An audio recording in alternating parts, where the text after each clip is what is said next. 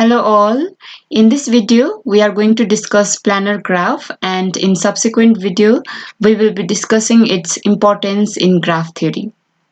So let's say we have a graph here that is a complete graph with 4 vertices, and in this graph we can see here that there are two edges which are crossing over each other. So there is a crossover between two edges, so they are intersecting with each other. Now the same graph we can draw in another way, that is, let's say this graph B, and here we have all the 4 vertices, and let us draw all the edges.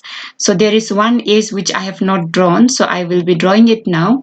So there was one edge between these two vertices, and this edge was crossing another edge. So there was a crossover between two edges.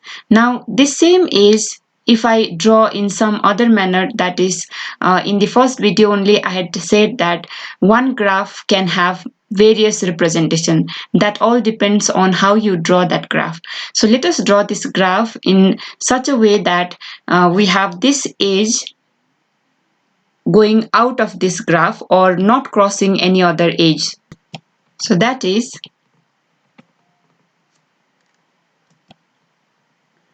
so we can see here that we have drawn same edge, wherein that edge is now going from this way, so that it do not intersect or cross over any other edge.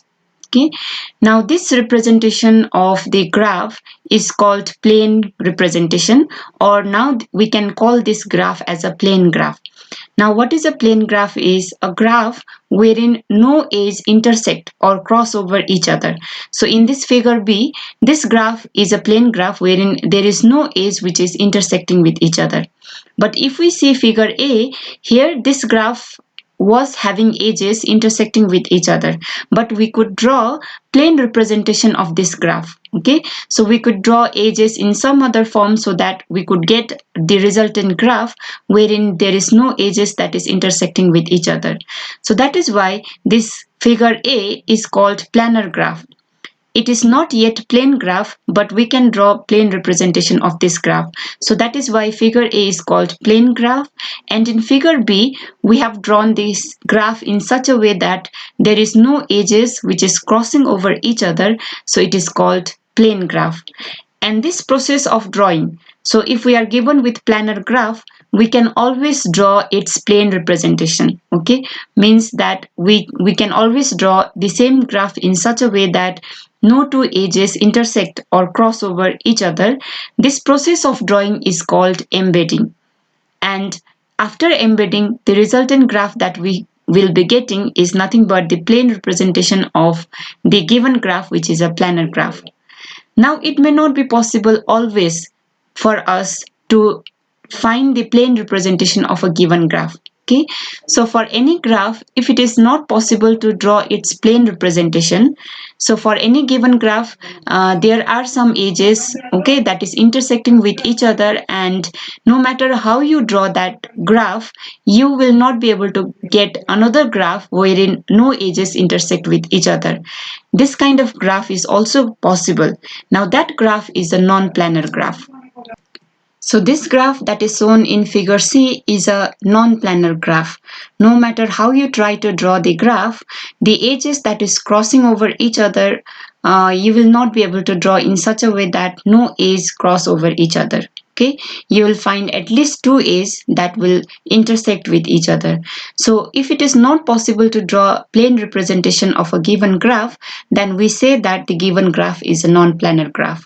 So we have three different types of graphical representation of a graph. The figure A is a planar graph, though edges are intersecting, but we can always draw its plane representation. Figure B is a plane graph wherein no edges are intersecting with each other, and figure C is a non-planar graph because we will never be able to draw any plane representation of this graph. So a planar graph is that graph which has a geometric representation that can be drawn on a plane without any two edges intersecting with each other.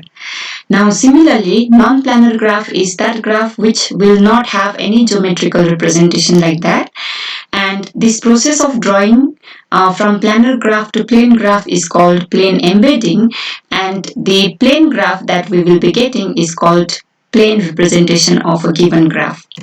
So this is the same graph that we discussed previously, that is K4. It is a complete graph with 4 vertices. You can draw the same graph. Okay, there are various representation for the same graph, wherein we can see here that all other representation, they are drawn in such a way that no two edges are intersecting with each other. Okay, so this is the same graph, that is K4, drawn in different manner so that no two edges cross over each other. So since we can have the plane representation of this given graph, so K4 is a planar graph. Now similarly Q3, this is a cubic graph, and this cubic graph, if you see this first figure, then we can see here there are various edges, okay, intersecting each other, okay, in this graph. But the same graph can be drawn like this, wherein there is no edges that is intersecting with each other. So Q3 is also a planar graph. Now there is a very important formula given by Euler, that is called Euler formula, and it is very much useful. Later on we will see. And Euler has given various formula in graph theory, and we also know that the origin of graph theory was by Euler, okay, by the problem that we had discussed previously, that is Königsberg-Priest problem. So this way there are various other formula Euler has given, and this is one of the formula, that is for plane graph, which says that if a graph is plane graph, a connected plane graph having n number of vertices and e number of edges, then that graph will have exactly e minus n plus 2 regions. Region is nothing but the area, okay, that will either be bounded or it can be unbounded.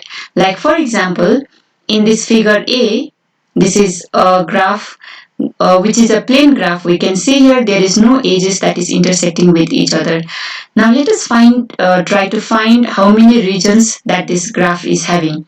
So region is nothing but the play area which will either be bounded by the edges and the vertices of the given graph, or it can be the exterior area, that is the unbounded regions. So let us say this is our region R1, that this is our first region, and which is being bounded by E5, E6 and E7. And let us say this is another region, that is R2, which is being bounded by other 3 edges, that is E5, E4 and E3. Similarly, we have third region, that is R3, bounded by edges E3, E2 and E1. And we have one more region, that is the exterior region, the region that is outside this area, that is, let us write this region as R4. So how many regions we have? So we have here 4 regions, and how to get this number of regions by using Euler formula is to apply this formula, that is E minus n plus 2 will be the number of regions in every connected planar graph. So how many edges we have? As we count here, there are 8 number of edges in this given graph. E1, E2, E3, E4, E5, E6, E7 and E8. Now how many vertices we have? We have 5 number of vertices in this given graph. Now 8 minus 5 plus 2. That is equals to 8 minus 5 plus 2, which is equal to 4.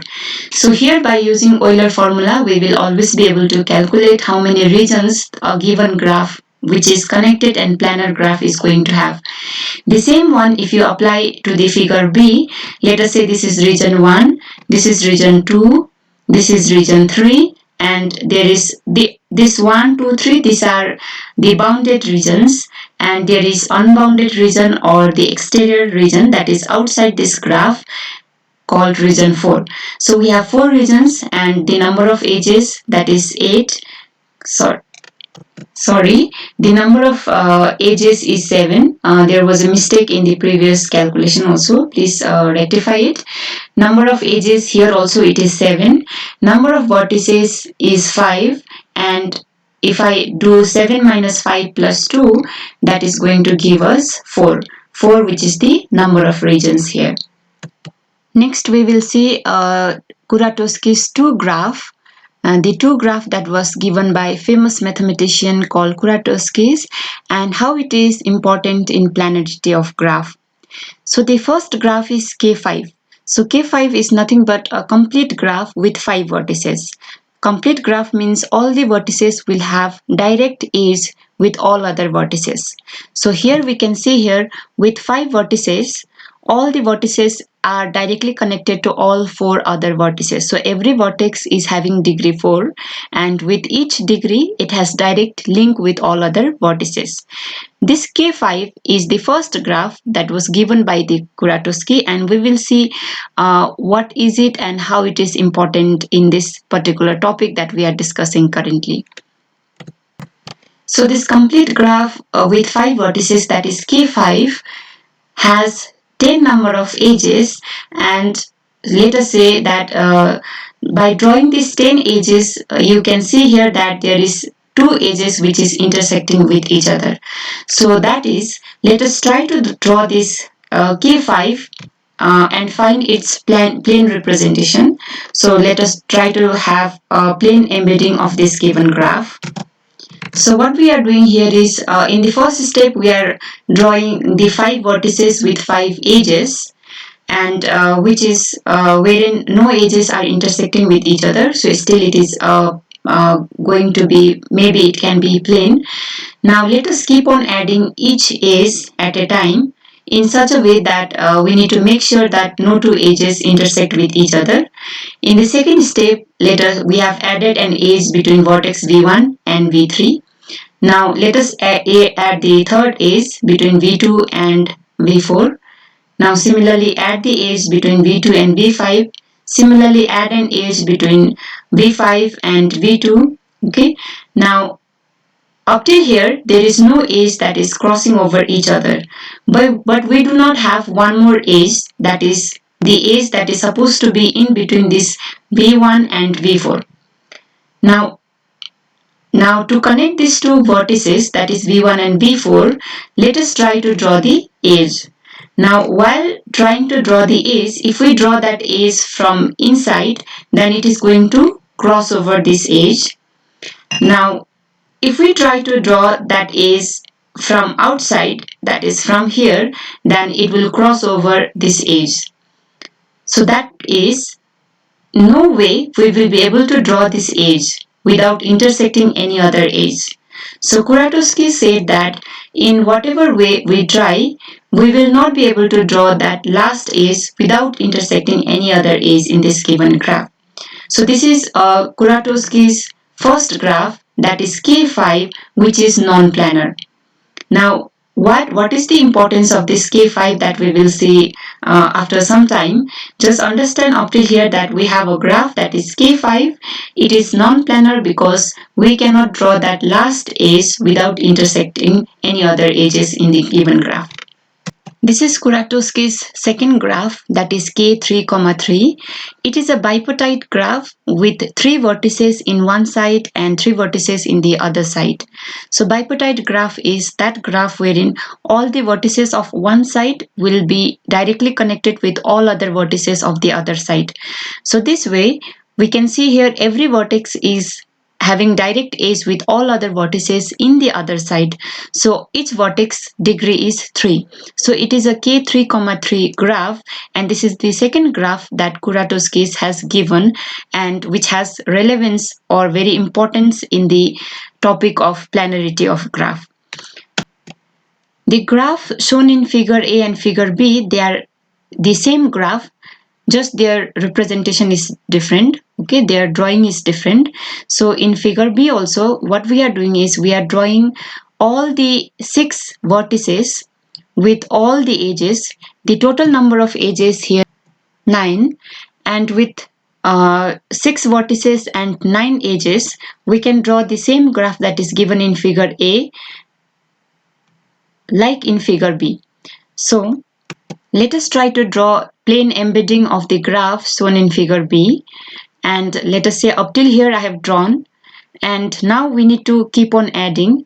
We know that all the edges will have a direct link with all other edges in the other side, or every vertex will have degree 3. So now let us try to join this vertex with the other vertex, that is this one. Let us draw the edge. Now, since if we draw it from inside, then it will be crossing another edge that I have already drawn. So I need to draw this edge from outside. Now we also need to connect two more vertices, that is this vertex with the other one, that is this one. Now let us try to draw the edge to connect these two vertices.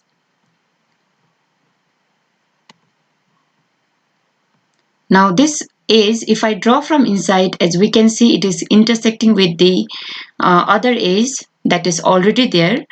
So I will not be able to draw from inside. Now let us try to draw this edge from outside.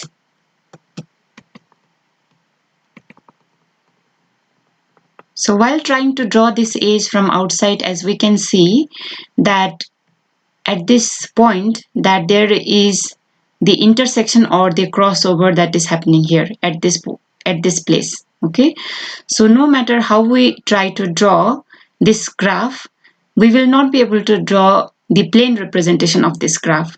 That means we will not be able to draw this graph in such a way that no two edges cross over with each other. So this K3, 3 is Kuratowski's second graph, which is non-planar. Now we will see the properties of this K5, that is the previous graph, a complete graph with 5 vertices, and K3, 3, a bipartite graph with 3 vertices in one side and 3 in the other side. That is, both the graphs are regular. Regular means all the vertices in both the graph, they were having equal degree. In the first graph, that is K5, all the vertices was having degree 4. In the second graph, K3, 3, all the vertices were having degree 3. Now the second property is both the graph, they are non-planar. We tried to draw its plane representation, but we could not. So there is no plane embedding that exists for both the graph. Now in both the graph, there is one very important property, that is in both K5 and K3. So let us see the K5 first. In graph K5, it is a graph with 5 vertices, but if you remove a single vertex from here, at least one vertex, then what will happen is all the edges that is incident on this vertex will be removed automatically, and we will be left with another graph with only 4 vertices. Now even if that other graph with 4 vertices is a complete graph, then that complete graph is going to look like this. That is a complete graph with 4 vertices, and we have already seen that a complete graph with 4 vertex is a planar graph. Okay, so we will be able to draw the plane representation, which means that up to K4, that is up to 4 number of vertices, even if we have maximum number of edges in that graph, the graph will be planar graph. But once it goes to 5 vertices, it depends on how many edges we have. If we have maximum number of edges, that is in K5 maximum number of edges possible is 10. So if we have all the 10 edges in that graph K5, then we will not be able to draw its plane representation. So that means at that point in time, the graph becomes non-planar. So up to K4, it was planar, but when one vertex gets added with all the edges, okay, that can be incident on it, the graph has become non-planar. So this is a graph, that is K5 is a graph which is a non-planar graph with minimum number of vertices. That is, if we remove single vertex also from this graph, the resultant graph will be a planar graph. Similarly, another graph, that is K3, 3, is Kuratowski's second graph, wherein the number of edges is 9. If we can reduce this edge, that is at least one edge, if we can remove from this graph, we have seen while drawing the plane embedding of this graph, and then we have seen there that if we could have only 8 edges, then this graph would have been a planar graph. But since the number of edges is 9, we could not draw the plane representation of this given graph. So this is a Kuratowski's graph which says that for any graph to be non-planar, the minimum number of edges that it can have is 9. So a graph with 9 number of edges can be non-planar, but if a graph has number of edges lesser than 9, then the graph will be a planar graph. So the Kuratowski's first graph is a graph which is the minimum, which has the smallest number of vertices to be non-planar, and Kuratowski's second graph is a non-planar graph with smallest number of edges. Now both are simplest non-planar graph. Now both are the minimal graph. The first one is the graph with minimum number of vertices, and the second one is the graph with minimum number of edges. Next, we are going to see how we can check whether a given graph is planar or not. Remember that if the size of graph, that is nothing but the number of vertices and number of edges, is less, then we can easily try to draw its plane embedding and try to find out whether that given graph is planar or not. But if our given graph is very complex, that is our given graph is having large number of vertices and edges, then it will not be possible for us to draw the plane embedding. So what we can do at that time is we can use this algorithm for detection of planarity. So there are two algorithms for detecting whether a given graph is planar or not. One is given by Kuratowski, the other one is given by Wagner. So we will try to see both of them. Now in both the case, some of the steps are common. That is, we need to follow the set of steps, and then later on we need to check for either Kuratowski's rule or we can check for Wagner rule. Now step 1 says that in a graph, if the graph is disconnected or if the graph is a separable graph, then we can check separately for each connected component, or we can check separately for each block. That is, a given graph will be planar if all its component as well as, or for the separable graph, if all its blocks are planar. So we can check for the block and the components separately. Now step 2 says that if there is a self loop in a given graph, then whether we keep that self loop or we remove that self loop from the graph, it is not going to affect the planarity. So simply remove all the self loop. Step 3 says that if there is parallel edges in the given graph, then we need not have all the parallel edges. Okay, so we can keep only one and remove the remaining duplicate edges. Still, it is not going to affect the planarity. So for the parallel edges, remove all, leaving only one edge between the pair of vertices. Now step 4 says that if there is any vertex with degree 2, that is a vertex in series. So let us say I have this vertex which is having the edges, okay, in such a way that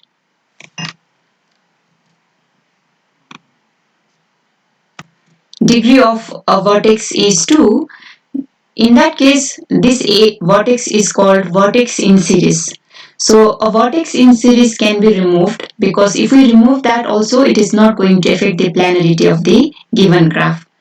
Now these steps, that is from step 3 to 4, we can perform repeatedly, because after merging the vertex which is in series, okay, after removing that vertex which is in series, we may get parallel edges. So but we may have to follow this step 3 and 4 multiple times, and after executing the steps 3 and 4 for all the possible vertices and edges in the given graph, we need to proceed with either Kuratowski's rule or Wagner's rule.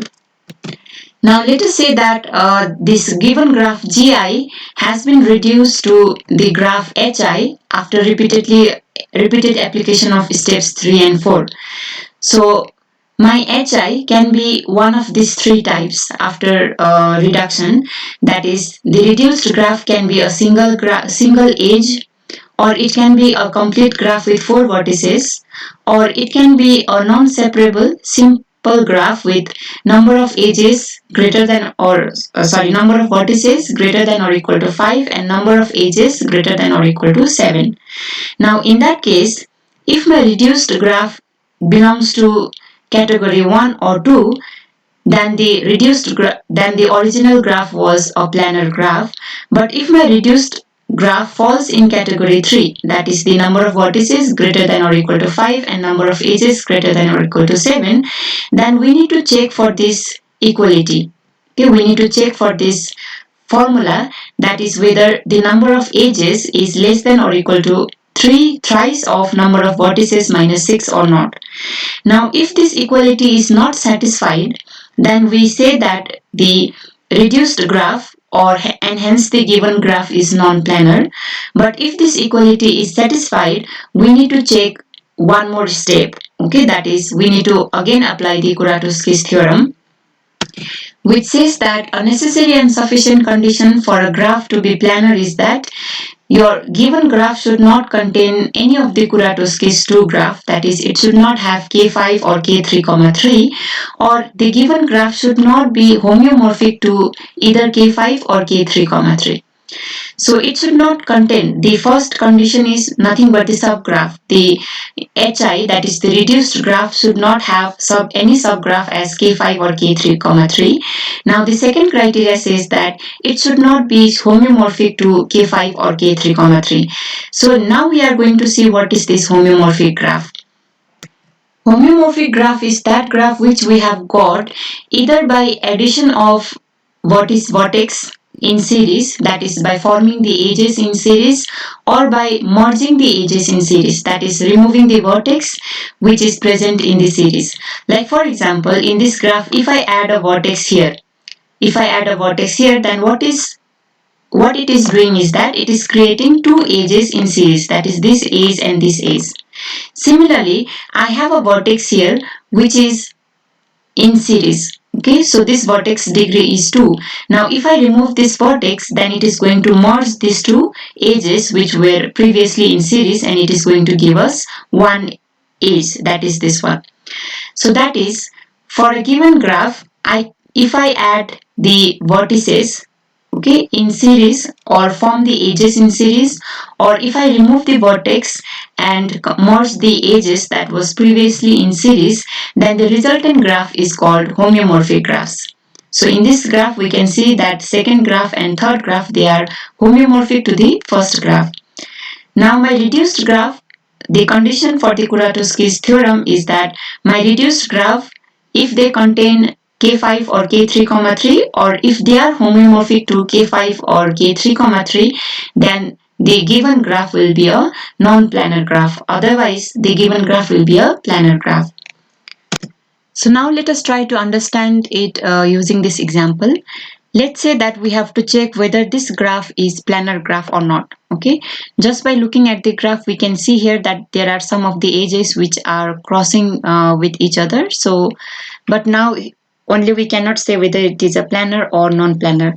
So now we need to check. Okay, we need to follow all these steps. Step 1 says that if the graph is disconnected, then check for each component separately. Since this graph is not a disconnected graph, so we need to check for entire graph. Step 2 says that if there is a self loop, remove that self loop. So here we can see here in vertex C there is a self loop, so we simply need to remove it because it is not going to affect the planarity.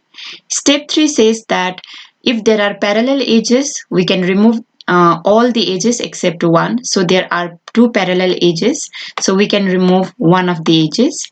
Now if after doing this, the resultant graph that we will be getting will be this one, wherein there is no parallel edge and there is no self loop. Now herein we try to see whether this graph has k5 or k3, 3, or this graph is homeomorphic to k5 or k3, 3. So in this one, let us see whether it has k5 or k3, 3 or not. So whether it contains or not. So now from here, let us try to figure out, okay, whether it has k5 or not. So one requirement of k5 is all the vertices should have degree 4. Now if we see the vertices, there are only 3 vertex having degree 4, but all other vertices are having degree 2. Okay, so that means it will not 2 or 3, so it will not be possible for us to get k5. Okay, now let us check for k3, 3 whether it will be possible or not. Now if we see the vertices, k3, 3 requires all the vertices to have degree 3. Now what we can do in this graph, okay, to get the k3 comma 3. If we get k3 comma 3, then we are proving that this graph is non-planar. So analyzing this, let us remove this edge that is between a and x. Okay, after removing this edge between a and x, then we will be getting this graph.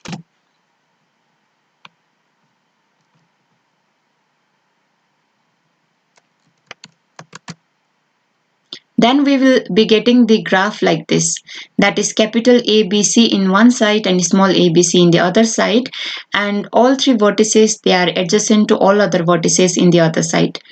So we can see here that this is a Kuratowski's k3, 3 graph. So the given graph will not be a planar graph. So given graph is a non-planar graph.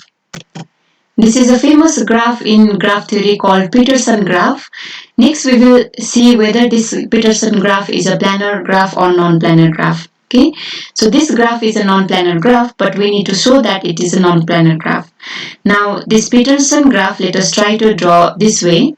That is, there are two edges. Let us remove one edge from here and the other edge from here, and we are going to get the graph like this. Now let us divide the vertices as red vertices, as these three, and which should not be adjacent to each other, but it has to be adjacent to other three vertices, and let us define blue vertices as these three vertices. And let us say that set of red vertices are in one side and set of blue vertices in the other side. If we draw the same graph like this, then we will be getting this as the resultant graph. And there are some vertices, okay, which will be in series. So these vertices, we can simply remove it, and after removing, we will be getting the given graph as k3, 3, which is the Kuratowski's second graph. So this given graph is a non-planar graph. Now, instead of Kuratowski's, we can also apply Wagner's theorem. Wagner's theorem says that every graph has either a plane embedding, or either that graph will be a plane graph, or a minor of one of the two types. That is, that graph, if it is non-planar, then it is going to have minor either k5 or k3, 3. How we can get minor is by selecting the edges and combining two end vertices, that is by contracting the given graph. That is, let us select these edges C1, C2, C3, C4 and C5. Let us say these are the edges that we have selected, and its two end vertices, if we merge together into one, or if I try to combine them into one, or contract this graph, then the resultant graph that we will be getting is called minor of the given graph. Now, if I contract this and combine them, the resultant graph that we will be getting will be K5 graph, that is Kuratowski's first graph, which is a non-planar graph. So if by performing the contraction of vertices, if the resultant graph is either K5 or K3, 3, then also the given graph will be non-planar. So this is the theorem given by Wagner, and we can apply either Kuratowski or Wagner depending on which one will be comfortable for you to prove that whether a given graph is planar or not. Next, we are going to see geometric dual of a given graph. So if a given graph is a planar graph, then we will be able to find its geometrical dual. But if the given graph is non-planar, then its geometrical dual does not exist. So we will see how this geometrical dual can be constructed from a given planar graph. So the steps to find the geometric dual of a given graph is: first of all, draw the plane embedding of given graph if the given graph is non-planar. That is, find the plane representation of the given graph, and in that plane graph, find all the regions. As I had said previously, that region will be of two types. One is interior region, the other one is exterior. So interior region will be bounded by the edges, and exterior region is the region that is outside the given graph. Now find all the regions, that is, here the region is called face. So let us say this is my first region or first phase that is bounded by these edges. This is my second region. Similarly, this is my third region, fourth region. This is my fifth region that is bounded by only one edge, that is a self loop, and this is my sixth region. So in the given plane graph, find all the region or the faces, and in each region you place the vertex. So in region 1, so we are placing first vertex, that is P1. In region 2, we are placing a vertex, that is P2. In region 3, we are placing the vertex, that is P3. In region 4, P4. In region 5, P5. And in region 6, that is the exterior region, we are placing vertex P6. Now once we have placed the vertices in all the regions, okay, you find all the regions first and place one vertex in each region. So after placing the vertices in all the region, you join the vertices. Okay, so joining means you need to draw the edge between the pair of vertex, and while drawing the edge between the pair of vertices, you need to join the vertices in such a way that all the edges that you will be drawing should be crossing each edge of the given graph exactly once. So you need to make sure that all the edges of given graph is crossed and all the edges of the given graph is crossed exactly once. So that way, let us try to join these vertices. Now between P5 and P6, we can see here there is an edge. So that is this edge. So there is an edge between P2 and P6. Now cross this edge by drawing a new edge between P2 and P6.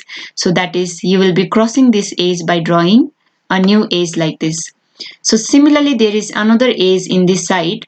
Now cross this edge by drawing another edge between P2 and P6.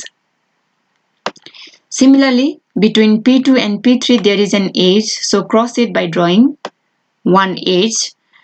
Similarly, P3 and P4 there is an edge in between, so cross it. You need to make sure that all the edges of given graph is crossed and that is also crossed exactly once. Similarly, the vertex that is there within this self loop, that is P5 and P6, there is an edge that is a self loop. You cross this edge by drawing this. Now similarly, between P1 and P2 there is an edge, so you cross it. Okay, between P4 and P1 also there is an edge here, you cross it. Okay, and there is one more edge here, this one.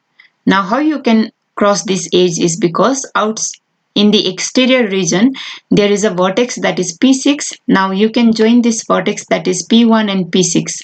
Now while joining this vertex P1 and P6, it is going to cross this edge.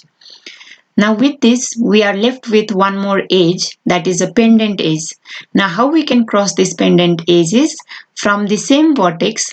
If we draw a self loop, then it is going to cross this pendant vertex exactly once. Now with this we crossed all the edges of the given graph exactly once, and this is the resultant graph that we have got. That is all the vertices in each region and all the dotted edges are the edges of my resultant graph. Now when you'll be drawing this resultant graph only separately, then that will be called as geometric dual of given graph. Suppose my given graph name is G, then its geometric dual is represented by G star, that is used to name the dual of a given graph. Now there are some properties that is in between given graph and its geometrical dual, and those properties are, the first one is, if there is a self loop in the given graph, like this one here we had a self loop. So in the given graph, if there is a self loop, then in the resultant graph we will be getting a pendant vertex and the pendant edge. So for every self loop we will be getting the pendant edge and the vertex in the dual graph. Now similarly, if there is a pendant vertex and the pendant edge in the given graph, then with respect to that we will be getting the self loop in our dual graph. And if there are parallel edges in the given graph, that is, let us say this one and this one, then in the dual graph we will be getting the edges in series. That is, by crossing each of the parallel edges, the resultant graph will be a graph with the two new edges which will be in series. Now similarly, if there is any two edges which is in series, like this edge and this edge, then in the resultant graph we will be getting the edges in parallel. So that is by crossing this edge and by crossing the other edge, we will be getting the parallel edge. The next property says that how many faces or the region we have in the given graph. With respect to that, let us say we have f number of faces in the given graph. In the resultant graph, we will exactly have that many vertices because we are placing one vertex in each face. So the number of vertices in my resultant graph will be exactly equal to the number of faces or the regions that is there in the given graph. Now we will see the relationship between the edges. Let us say star represents the dual. So that is f star is the number of faces in the dual graph and e star is the number of edges in the dual graph. Now how many edges will be there in the dual graph will be exactly equals to the number of edges in the given graph, because we are drawing one edge to cross one edge of the given graph. So the number of edges in the dual, that is E star, will be equals to E in the dual graph. Now how many faces we will have in the dual graph? So the number of faces that we are going to have in the dual graph will be equals to the number of the number of vertices in the given graph. And also, since our given graph is a planar graph, our resultant graph, that is dual of the given graph, will also be a planar graph. Now from the resultant graph, that is the dual graph, that is G star, if you try to draw the geometric dual of G star, then you will be getting G. So from G, if you perform dual, then you will get G star. From G star, if you perform dual, then you will be getting G. So instead of calling G star as geometrical dual of G, we will be calling it as G and G star are dual of each other.